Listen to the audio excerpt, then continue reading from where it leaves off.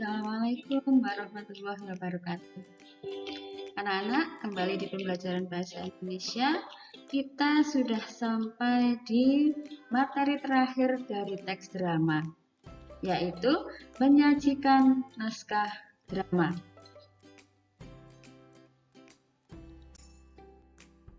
Kita awali pembelajaran kita dengan mengaitkan unsur religius dengan pembelajaran kita, yaitu dengan surat Al-Baqarah ayat 219 yang artinya sebenarnya Islam pun dalam hal kekreativitasan memberikan kelapangan pada umatnya untuk berkreasi dengan akal pikirannya dan dengan hati nuraninya atau kolbunya untuk menyelesaikan persoalan-persoalan di dalamnya.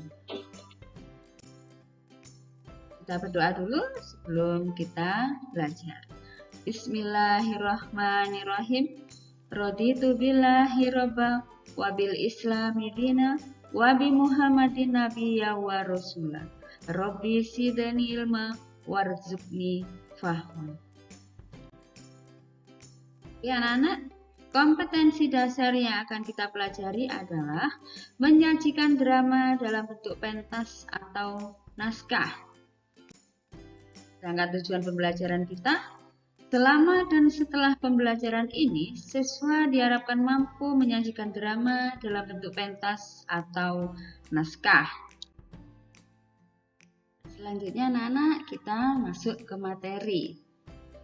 Materi kita hari ini kita awali dengan mengetahui langkah-langkah untuk menyajikan naskah drama. Di situ ada 5 langkah. Langkah yang pertama adalah kita harus menentukan tema. Yang kedua, menentukan tokoh dan perwatakannya atau karakternya. Yang ketiga, kita menentukan alur atau plot, termasuk di situ tahap-tahap alurnya. Yang keempat adalah mengembangkan dialog. Dan yang kelima adalah melengkapi naskah dengan petunjuk teknis dan kelengkapan yang lain. Oke, sekarang kita mempelajari contoh cara menyajikan naskah drama. Agar lebih jelas, coba perhatikan contoh langkah menyajikan naskah drama sederhana berikut ini. Kita akan menampilkan naskah drama dengan tema sifat iri dan dengki akan merugikan orang lain.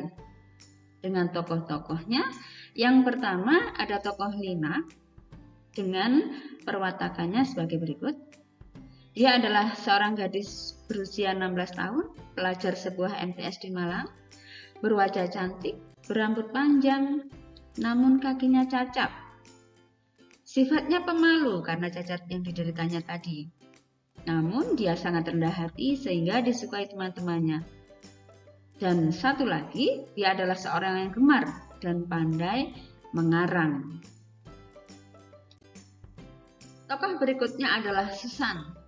Susan adalah teman sekelas Lina. Dia juga berwajah cantik, anak orang kaya, tapi sombong dan angkuh. Dia selalu bersaing dengan Lina untuk menjadi murid yang terbaik di kelasnya. Itu gambaran tokoh Susan.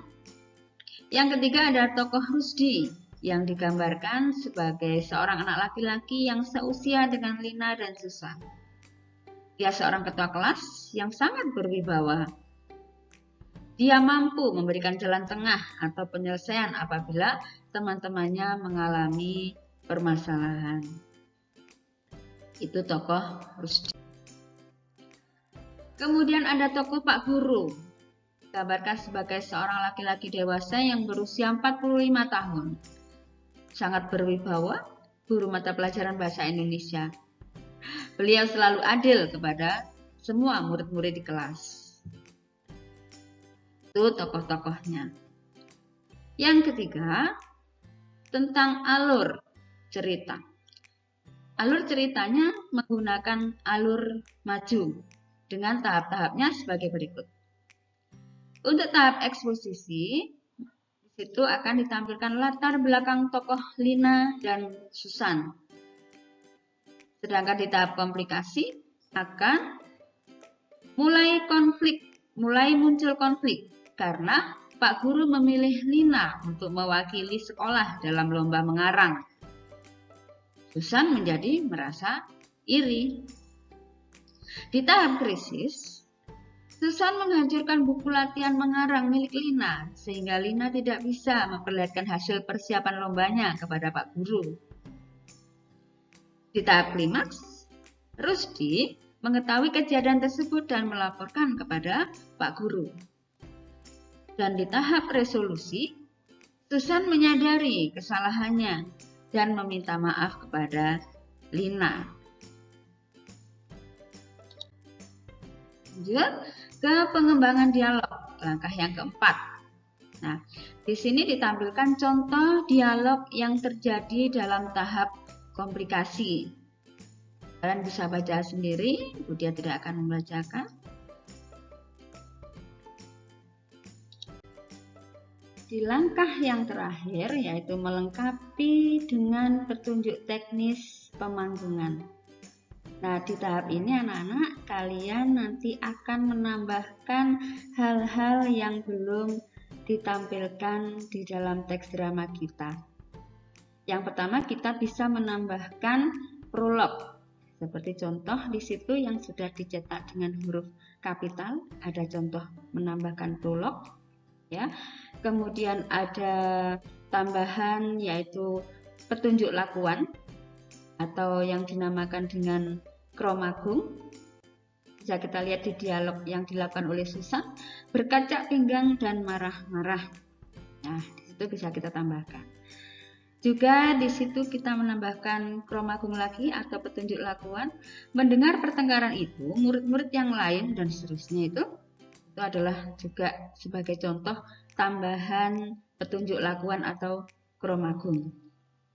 Selain itu, nanti kita juga akan bisa menambahkan epilog dari teks drama yang kita susun. Demikian anak-anak, untuk melengkapi dengan petunjuk teknis pemanggungan di langkah yang kelima.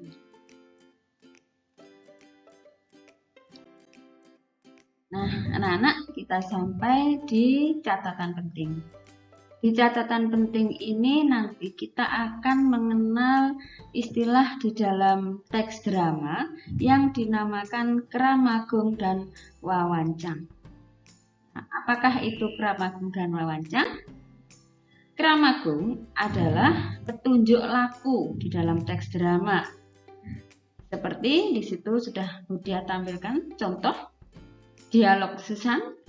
Nah, di situ ada tulisan yang berwarna merah, yang Budia cetak merah, yang bunyinya berkacak pinggang dan marah-marah. Nah, itu adalah sebuah contoh dari kramagung. Banyak sekali tadi di teks drama yang sudah Budia tampilkan di atas adalah contoh kramagung. Kemudian ada yang dinamakan wawancang. Nah, apakah wawancang? Wawancang adalah percakapan-percakapan yang ada dalam teks drama. Itu ada contoh yang dicetak merah, itu adalah contoh-contoh dari wawancang. Demikian anak-anak untuk catatan penting hari ini. Semoga kalian bisa paham.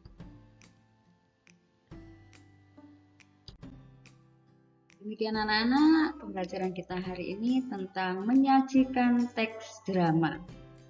Yang perlu kita ingat yaitu bahwa di dalam langkah-langkah menyajikan naskah drama tadi ada 5 langkah, yaitu yang pertama menentukan tema, yang kedua menentukan penokohan dan tokohnya, yang ketiga menentukan alur, yang keempat mengembangkan dialog, dan yang kelima adalah melengkapi teks drama. Nah, juga yang perlu kalian ingat tadi ada tambahan istilah di dalam kita menyusun naskah drama, yaitu ada yang dinamakan dengan kromagung dan wawancang. Silakan dipelajari kembali. Kita bertemu di pembelajaran bahasa Indonesia berikutnya. Sekian, wassalamualaikum warahmatullahi wabarakatuh.